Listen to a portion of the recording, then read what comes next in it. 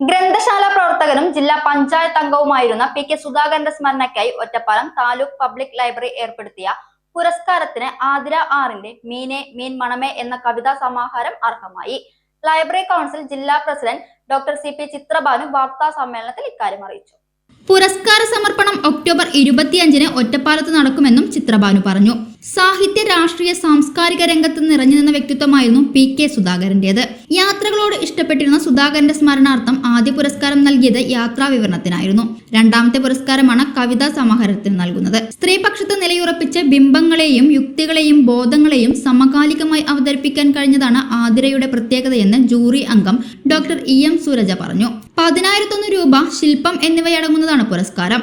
Library council അംഗം E Chandrababu, joint secretary C Vijayan, taluk library council president KP Sudheer എന്നിവരും വാർത്താ സമ്മേളനത്തിൽ പങ്കെടുത്തു. ഏറ്റവും പ്രധാനപ്പെട്ട പ്രിയപ്പെട്ട വിഷയമായിരുന്ന യാത്രാ വിവരണത്തിനായിരുന്നു അവാർഡ്. ഈ വർഷം അത് കവിതയ്ക്ക് നൽകുന്നതിന് വേണ്ടി തീരുമാനിച്ചു. 10,000 രൂപയും പ്രശസ്തി പത്രവും ഫലകവും അടങ്ങുന്നതാണ് അവാർഡ്.